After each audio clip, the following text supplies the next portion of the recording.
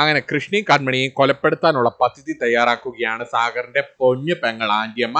നല്ലൊരു അടിപൊളി എപ്പിസോഡാണ്. ഇന്നത്തെ എപ്പിസോഡിൽ തന്നെ കാണിക്കുന്നത് മാനസ ആന്റിയമ്മയും കൂടി സംസാരിക്കുന്നതാണ്. മാനസ പിന്നെ ആന്റിയമ്മയോട് എനിക്ക് കൃഷ്ണ കല്യാണം കഴിക്കാൻ സാധിക്കില്ല എന്ന് പറയുകയാണ്. കൺമണി ഇപ്പോൾ കൃഷ്ണ കൊണ്ടുപോയിരിക്കുന്നു വശീകരിക്കുന്നതിന് വേണ്ടിയാണ്. കൺമണി ആരാമോട് എനിക്ക് കൃഷ്ണ കല്യാണം കഴിക്കാൻ സാധിക്കില്ല ആന്റിയമ്മ നോക്കിക്കോ, കൃഷ്ണ കൺമണി തന്നെ കല്യാണം കഴിക്കുമെന്ന് പറയുകയാണ്. എന്നാൽ അത് കേട്ട് ദേഷ്യമെന്ന് ആന്റിയമ്മ പിന്നെ മാനസിയോട് അങ്ങനെ എന്തെങ്കിലും സംഭവിച്ചാൽ രണ്ടെണ്ണത്തിന് ഞാൻ കൊന്നുകളയുമെന്ന് പറയുകയാണ് ആന്റിയമ്മ. എന്റെ അനിയന്റെ മോനാണെന്നും ഞാൻ നോക്കില്ല, ഞാൻ കൃഷ്ണയും കൺമണിയും കൊല്ലുമെന്ന് ഒരു ഭീഷണി മുഴക്കുകയാണ് ആന്റിയമ്മ. സാഗറിന്റെ സ്നേഹനിധിയായ ചേച്ചിയമ്മ, സാഗറിന് അങ്ങനെ തന്നെ വേണം. എന്നാൽ അത് കേട്ട് മാനസബിൻ ആന്റിയമ്മ ഈ പറഞ്ഞത് വെറും അലങ്കാരികമായിട്ടായിരിക്കും, പക്ഷെ ഞാൻ പറയുന്നത് വെറുതെ തമാശയ്ക്കല്ല, ഞാൻ കൊന്നിരിക്കുമെന്ന് പറയുകയാണ്. ഇപ്പോൾ കൺമണി പോയിരിക്കുന്നത് കൃഷ്ണ വശീകരിക്കുന്നതിന് വേണ്ടിയാണ്. നോക്കിക്കോ ആന്റിയമ്മേ, ഞാൻ ഇപ്പോൾ തന്നെ എന്തെങ്കിലും ചെയ്യുമെന്ന് പറയുകയാണ്. ഇനി കൺമണി തിരിച്ചിങ്ങോട്ട് വരാൻ പാടില്ല. ഈ യാത്രയിൽ തന്നെ കൺമണി അവസാനിച്ചിരിക്കണം. കൺമണി അവസാനിച്ചാൽ മാത്രമേ എനിക്ക് എന്റെ കൃഷ്ണ തിരിച്ചു കിട്ടൂ. കൺമണി ജീവനോടെ ഉള്ളപ്പോൾ എനിക്ക് എന്റെ കൃഷ്ണ തിരിച്ചു കിട്ടില്ല, അതെനിക്ക് ഉറപ്പായിരിക്കുകയാണ്. അതുകൊണ്ട് എനിക്ക് കൃഷ്ണ കിട്ടണമെങ്കിൽ കൺമണി അവസാനിക്കണം. ഇത് കൺമണിയുടെ അവസാന യാത്രയായിരിക്കുമെന്ന് പറയുകയാണ് മാനസ. എന്നാൽ അത് കേട്ട് ആന്റിയമ്മ ഇങ്ങനെ ഗൗരവമായിട്ട് ചിന്തിച്ചു നിൽക്കുകയാണ്. തുറന്നു കാണിക്കുന്ന കൃഷ്ണൻ കൺമണിയും കൂടി മാപ്പ് നോക്കി എങ്ങോട്ടോ പോവുകയാണ്. അവർക്ക് പോലും അറിയില്ല അവരെങ്ങോട്ടാണ് പോകുന്നതെന്ന്. എന്നാൽ വഴിമധ്യ വെച്ച് ഇവരുടെ വഴി സമരക്കാർ തടയുകയാണ്. ഒരു എസ്റ്റേറ്റിലേക്കുള്ള വഴിയിലാണ് സമരക്കാരിരിക്കുന്നത്. തുറന്ന് കൃഷി പിന്നെ കൺമണിയോട് നമുക്ക് വഴി മാറിയോ എന്ന് ചോദിക്കുകയാണ്. തുറന്ന് കൺമണി ഇല്ല സാർ, നമുക്ക് വഴിയൊന്നും തെറ്റിയിട്ടില്ല, ഇത് തന്നെയാണ് ലൊക്കേഷൻ എന്ന് പറയുകയാണ്. തുറന്ന് കൃഷി ആ കാറിന്റെ ഹോൺ അടിക്കുകയാണ്. കീ എന്ന് പറഞ്ഞ് നീട്ടി അടിക്കുകയാണ്. പക്ഷെ സമരക്കാര് വഴി മാറാൻ തയ്യാറാകുന്നില്ല. എന്നാൽ ഈ സമയത്ത് കൃഷ്ണന്റെ ഹോണടി കേട്ട് സമരക്കാർക്ക് ദേഷ്യം വരികയാണ്. എന്നാൽ ഈ സമയത്ത് സമരക്കാരുടെ നേതാവ് പുറത്തേക്ക് ഇറങ്ങി വരികയാണ്. തുറന്ന് ദേഷ്യം വന്ന കൃഷി കാറിൽ നിന്ന് ഇറങ്ങി വരികയാണ്. നിങ്ങൾക്ക് എന്താ ചെവി കേട്ടോടെ എന്ന് ചോദിക്കുകയാണ്. ഞാൻ എത്ര നേരമായി ഹോൺ അടിക്കുന്നു, വഴിയിൽ നിന്ന് മാറാൻ പറയുകയാണ്. എന്നാൽ അത് കേട്ട് സമരക്കാർക്ക് ദേഷ്യം വരികയാണ്. ഈ വഴി ആർക്കും പോകാൻ സാധിക്കില്ല, ഞങ്ങളിവിടെ സമരം ചെയ്യുന്നത് സാറിന് കണ്ടൂടെ എന്ന് ചോദിക്കുകയാണ്. എന്നാൽ അത് കേട്ട് ദേഷ്യം വന്ന കൃഷി എനിക്ക് ഈ വഴി തന്നെ പോകണം, ഈ വഴിയാണ് എനിക്ക് പോകേണ്ടതെന്ന് നല്ല ദേഷ്യത്തിൽ പറയുകയാണ്. എന്നാൽ ഈ സമയത്ത് കൃഷ്ണന്റെ ദേഷ്യം കണ്ട് കൺമണി വേഗം തന്നെ കാറിൽ ചാടി ഇറങ്ങി കൃഷ്ണനെ തടയുകയാണ്. അയ്യോ സാർ ദേഷ്യപ്പെടല്ലേ എന്ന് പറയുകയാണ്. ഇവരോട് ദേഷ്യപ്പെട്ടിട്ട് കാര്യമില്ല എന്ന് പറയുകയാണ്. തുറന്ന് കൃഷി പിന്നെ കൺമണി കാണുന്നില്ലേ നമ്മൾ എത്ര നേരമായി ഹോൺ അടിക്കുന്നു, ഇവര് വഴി മാറുന്നില്ല എന്ന് പറയുകയാണ്. തുറന്ന് കൺമണി പിന്നെ സമരക്കാരോട് ഞങ്ങൾക്ക് ഈ വഴിയാണ് പോകേണ്ടതെന്ന് പറയുകയാണ്. എന്നാൽ അത് കേട്ട സമരക്കാര് ഈ വഴി ആർക്കും പോകാൻ സാധിക്കില്ല, ഞങ്ങളിവിടെ സമരം ചെയ്യുകയാണെന്ന് പറയുകയാണ്. എന്നാൽ അത് കേട്ട് കൃഷി ഞങ്ങൾക്ക് ഈ വഴി തന്നെ പോകണമെന്ന് കൃഷും വാശി പിടിക്കുകയാണ്. എന്നാൽ അത് കേട്ട് ആ സമര നേതാവ് പിന്നെ കൃഷ്ണനോട് നിനക്ക് ഈ വഴി പോകണമെങ്കിൽ ഞങ്ങളുടെ നെഞ്ചത്തോടെ കാർ എടുക്കേണ്ടി വരുമെന്ന് പറയുകയാണ്. എന്നാൽ അത് കേട്ട് ദേഷ്യം വന്ന കൃഷി അങ്ങനെയാണെങ്കിൽ നിങ്ങളുടെ നെഞ്ചത്തോടെ തന്നെ ഞാൻ കാർ എടുക്കുമെന്ന് വെല്ലുവിളിക്കുകയാണ്. എന്നാൽ അത് കേട്ട് ആ സമര നേതാവ് പുറകിലൊളിപ്പിച്ച ആ അരിവാളെടുത്ത് പുറത്തേക്ക് എടുക്കുകയാണ്. ഇത് നെല്ല് കൊയ്യാൻ മാത്രമല്ല തല കൊയ്യാനും ഇത് ഉപയോഗിക്കുമെന്നൊരു ഭീഷണിയാണ്. എന്നാൽ അത് കേട്ട് ദേഷ്യം വന്ന കൃഷി അങ്ങനെയാണെങ്കിൽ നിങ്ങൾ ഇന്ന് വീട്ടിലേക്ക് തിരിച്ചെത്തില്ല എന്ന് പറയുകയാണ്. ഞാൻ പോലീസിനെ വിളിച്ച് നിങ്ങളെ എല്ലാവരും അടിച്ചോടിപ്പിക്കുമെന്ന് പറഞ്ഞൊരു ഭീഷണിയാണ്. എന്നാൽ അത് കേട്ട സമര നേതാവ് പിന്നെ കൃഷ്ണ ഭീഷണിപ്പെടുത്തുകയാണ്. അങ്ങനെയാണെങ്കിൽ സാറിന്ന് ഉച്ചയ്ക്ക് ചോറുണ്ണാൻ ഈ ഭൂമുഖത്ത് ബാക്കിയുണ്ടാകില്ല, നിങ്ങളെ രണ്ടെണ്ണത്തിന്റെ കഥ ഞങ്ങൾ കഴിച്ചിരിക്കുമെന്ന് പറഞ്ഞ് ഇവരെ ഭീഷണിപ്പെടുത്തുകയാണ്. എന്നാൽ അത് കേട്ട് ദേഷ്യം വന്ന കൃഷി അത്രയ്ക്കായോ എന്ന് ചോദിച്ച് ആ സമരക്കാർക്ക് നേരെ ചാടി കയറുകയാണ്. ധൈര്യമുണ്ടെങ്കിൽ തൊട്ടു നോക്കാൻ പറഞ്ഞ് കൃഷി അവരെ വെല്ലുവിളിക്കുകയാണ്. തുറന്ന സമര നേതാവ് അരിവാൾ ഉയർത്തി പിടിച്ചുകൊണ്ട് പിന്നെ കൃഷ്ണനോട് മര്യാദയ്ക്ക് സംസാരിച്ചില്ലെങ്കിൽ നിന്റെ കാറിന്റെ ടയർ ഞങ്ങൾ കുത്തിപ്പൊട്ടിക്കുമെന്ന് പറയുകയാണ്. എന്നാൽ ഈ സമയത്ത് കൺമണി വന്ന കൃഷ്ണ പിടിച്ചു മാറ്റുകയാണ്. സാർ ഇത് എന്താണ് കാണിക്കുന്നത്, അവരോട് ഇങ്ങനെ ദേഷ്യപ്പെട്ടിട്ട് എന്താണ് കാര്യം എന്ന് പറഞ്ഞുകൊണ്ട് കൺമണി കൃഷ്ണ ബലമായിട്ട് പിടിച്ചു മാറ്റുകയാണ്. സാറിന് അവിടെ ഒന്ന് അനങ്ങാണ്ട് ഞാനൊന്ന് പോയിട്ട് സംസാരിക്കട്ടെ എന്ന് പറഞ്ഞുകൊണ്ട് കൺമണി കൃഷ്ണ അവിടെ മാറ്റി നിർത്തിയിട്ട് കൺമണി പോയിട്ട് സമരക്കാരോട് സംസാരിക്കുകയാണ്. എന്നാൽ ഈ സമയത്ത് അവരെ കൃഷ്ണനോടുള്ള ദേഷ്യം കൺമണിയോടാണ് തീർക്കുന്നത്. നിങ്ങൾ ഭാര്യയും ഭർത്താവും എന്തിനാണ് ഇങ്ങോട്ട് വന്നതെന്ന് ചോദിക്കുകയാണ്. ഞങ്ങൾ ഈ സമരം പൊളിക്കുന്നതിന് വേണ്ടിയാണോ വന്നതെന്ന് ചോദിച്ചുകൊണ്ട് അവരോട് ദേഷ്യപ്പെടുകയാണ്. AC-യിൽ സുഖിച്ച് നടക്കുന്ന നിങ്ങൾക്ക് ഈ പാവങ്ങളായി ഞങ്ങളുടെ കഷ്ടപ്പാട് തിരിച്ചറിയാൻ സാധിക്കില്ല. എന്നാൽ അത് കേട്ട് കൺമണി പിന്നെ സമര നേതാവിനോട് ചേച്ചി എന്നോടാണോ ദാരിദ്ര്യത്തിന്റെ കണക്ക് പറയുന്നത്, ഞാൻ നിങ്ങളെ പോലെ തന്നെയാണ്, എന്റെ അച്ഛൻ പെയിന്റർ പണിക്കാണ് പോകുന്നത്, ഇപ്പോഴും പെയിന്റ് പണിക്ക് തന്നെയാണ് പോകുന്നത്. ഇതും പറഞ്ഞുകൊണ്ട് കൺമണി അവരോട് ദാരിദ്ര്യത്തിന്റെ ഹോൾസെയിൽ കഥ തന്നെ അവരോട് പറയുകയാണ്. എന്നാൽ കൺമണിയുടെ കഥ കേട്ട് സമരക്കാർക്ക് സങ്കടമാവുകയാണ്. തുടർന്ന് സമര നേതാവ് പിന്നെ കൺമണിയോട് ഞങ്ങളിങ്ങനെ കരയിക്കാൻ ഞങ്ങൾ നിന്നോട് എന്ത് തെറ്റാണ് മോളെ ചെയ്തത്, ഇവർക്ക് ആ വഴി തുറന്നു കൊടുക്കണം, ഇവർ പോയിക്കോട്ടെ എന്ന് പറഞ്ഞുകൊണ്ട് വഴിയിൽ നിന്ന് ആ സമരക്കാർ മാറുകയാണ്. എന്നാൽ അത് കണ്ട് കൺമണിക്ക് സന്തോഷമാവുകയാണ്. തുറന്ന് കൺമണി വേഗം തന്നെ കൃഷ്ണനോ അടുത്ത് വന്നിട്ട് സാർ വേഗം തന്നെ കാർ എടുക്കാൻ പറയുകയാണ്. തുറന്ന് രണ്ടുപേരും ആ കാറിലേക്ക് കയറുകയാണ്. എന്നാൽ ഈ സമയത്ത് കൃഷ്ണ കൺമണിയെ അഭിനന്ദിക്കുകയാണ്. എന്തായാലും കൺമണിയുടെ തന്ത്രം ഫലിച്ചു എന്ന് പറയുകയാണ്. എന്നാൽ അത് കേട്ട് കൺമണി, അയ്യോ സാറേ, ഞാൻ കള്ളം പറഞ്ഞതല്ല, ഞാൻ എന്റെ ജീവിതം തന്നെയാണ് പറഞ്ഞത്, ഞാൻ ആത്മാർത്ഥമായിട്ട് തന്നെയാണ് അവരോട് കാര്യങ്ങൾ പറഞ്ഞത്.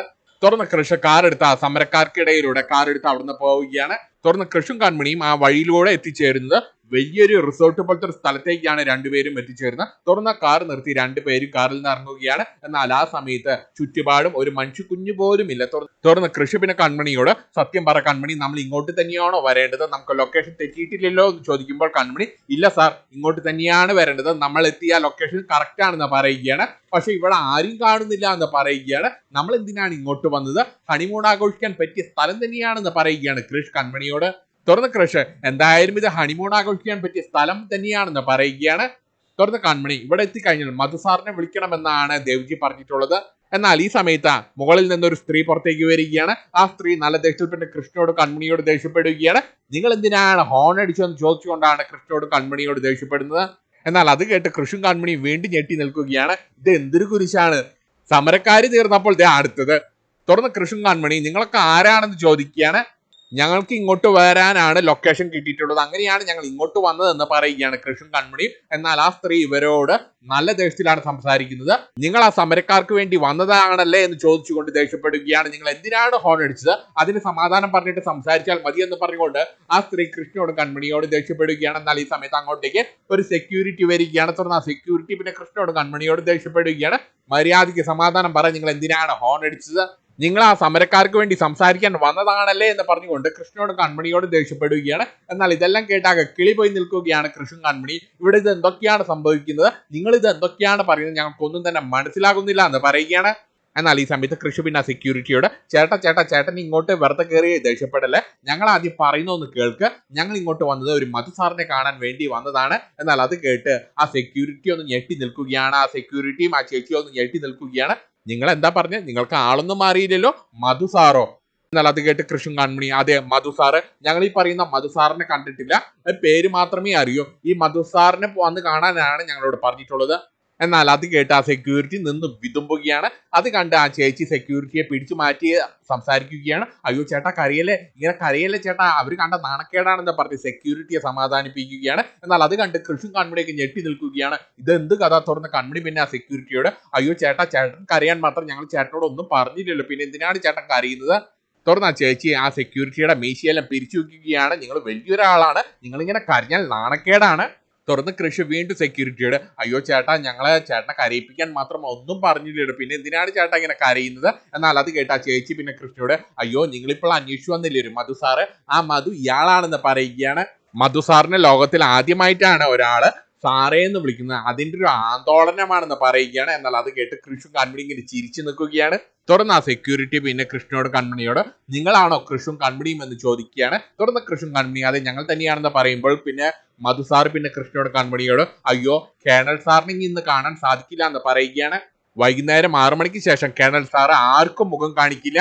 എന്നാൽ അത് കേട്ട് കൃഷ്ണൻ കൺമണി, ഏത് കേണൽ സാറ്, അത് ആരാണെന്ന് ചോദിക്കുകയാണ്. ഞങ്ങൾക്കൊരു കേണലിനെയും അറിയില്ല എന്ന് പറയുകയാണ്. എന്നാൽ അത് കേട്ട് മധു പിന്നെ കൃഷ്ണനോട് കൺമണിയോടും പിന്നെ എന്ന് ചോദിക്കുകയാണ്. തുടർന്ന് കൺമണി കൃഷ്ണവും കാര്യങ്ങൾ വിശദമായി പറഞ്ഞു കൊടുക്കുകയാണ്. ഇവിടെ വന്നു കഴിഞ്ഞാൽ ഒരു മധു എന്ന് പറയുന്ന ആളെ എല്ലാം വ്യക്തമായി പറഞ്ഞു തരുമെന്നാണ് ദേവ്ജി പറഞ്ഞിട്ടുള്ളത്, അതല്ലാതെ ഞങ്ങൾക്ക് ഒന്നും അറിയില്ല എന്ന് പറയുകയാണ് കൃഷ്ണൻ കൺമണി. ഒരു പ്രോജക്റ്റ് വേണ്ടി ഡിസൈൻ ചെയ്യലാണ് പ്രധാനം, അതിനെ പറ്റിയ അന്തരീക്ഷത്തിൽ വേണം താമസം, ഇതിപ്പോൾ വരയ്ക്കാൻ പറ്റിയ അന്തരീക്ഷമാണെന്ന് പറയുകയാണ്. ഇത് മതി, ഇത് ധാരാളം മതി എന്ന് പറയുകയാണ് കൃഷ്. എന്നാൽ അത് കേട്ട് മധു പിന്നെ കൃഷ്ണനോടും കൺമണിയോട്, അപ്പോൾ നിങ്ങൾക്ക് കേണലിനെ കാണും വേണ്ട, സംസാരിക്കും വേണ്ട, അയാളെ അറിയും പോലും ഇല്ല അല്ലേ എന്ന് ചോദിക്കുകയാണ്. എന്നാൽ അത് കേട്ട് കൃഷ്, അല്ല ഞങ്ങൾക്ക് എന്തിനാണ് കേണലിനെ കാണേണ്ട കാര്യം എന്ന് തിരിച്ചു ചോദിക്കുകയാണ്. ഞങ്ങൾക്ക് അയാളെ അറിയും പോലും ഇല്ല.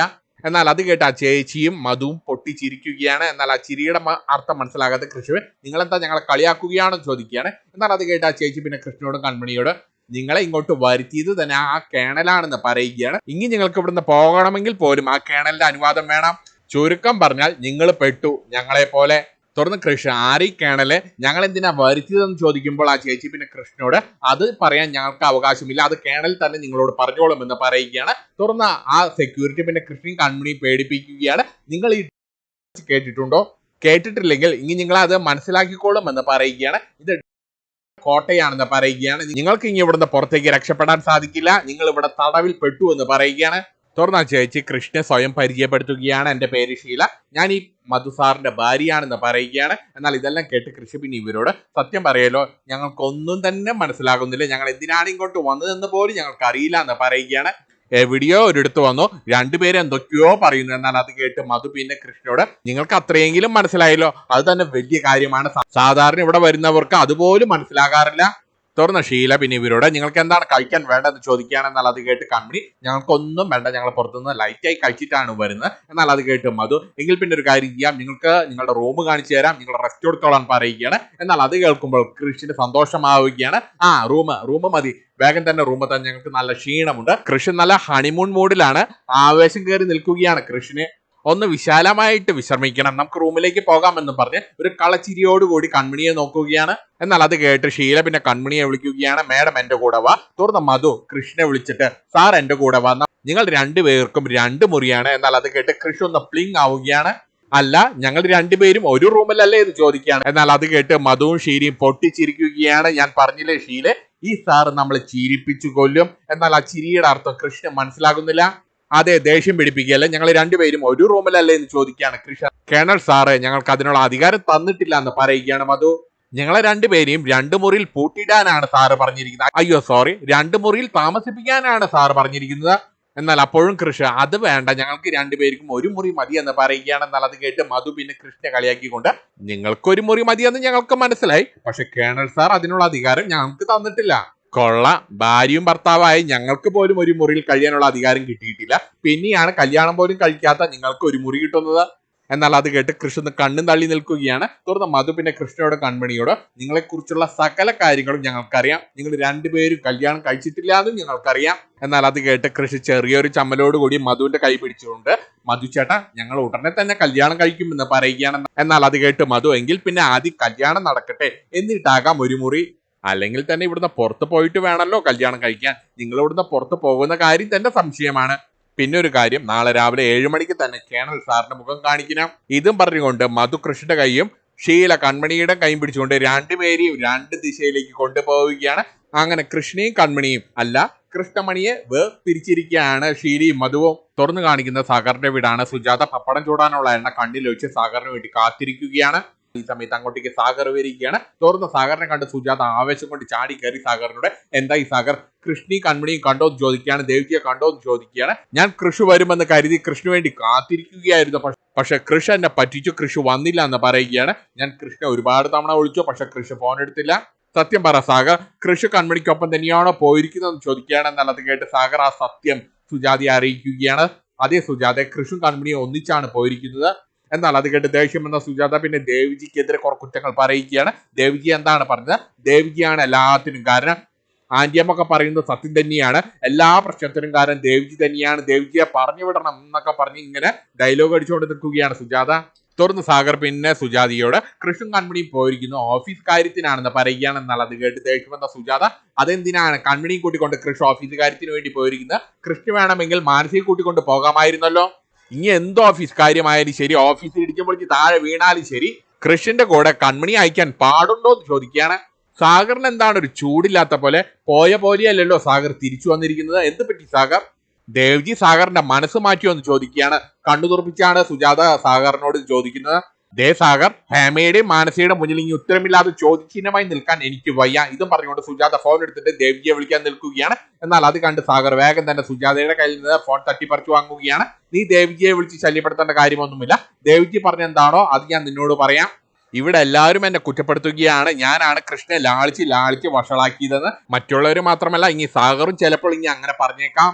എന്നാൽ അത് കേട്ട് സാഗർ പിന്നെ സുജാതയോട് നിനക്ക് ആ കാര്യം ഓർത്ത് വിഷമിക്കേണ്ട കാര്യമില്ല, കൃഷിന്റെ കൃപയുടെ അമ്മയ്ക്ക് അങ്ങനെ ഒരു വിധി ഉണ്ടാകില്ല എന്ന് പറയുകയാണ്, അതുകൊണ്ട് നീ ധൈര്യമായിരുന്നോളാൻ പറയുകയാണ്. നമ്മുടെ മക്കളൊന്നും വഷളായി പോയിട്ടില്ല എന്ന് പറയുകയാണ് സാഗർ.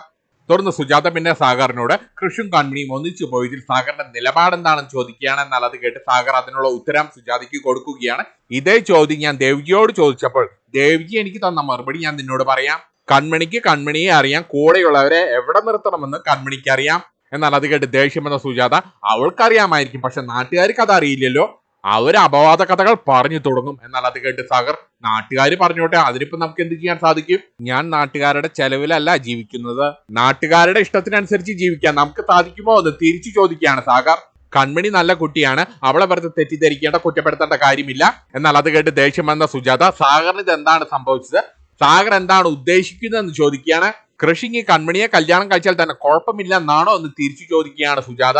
എന്നാൽ അത് കേട്ട് സാഗർ അങ്ങനെയൊന്നും ഞാൻ പറഞ്ഞിട്ടില്ല, പക്ഷെ ഇന്നലത്തെ TV പ്രൊമോയിൽ കൃഷി കൺമണിയെ കല്യാണം കഴിച്ചാലും തെറ്റില്ലെന്ന് സാഗർ സുജാതയോട് പറയുന്നുണ്ട്.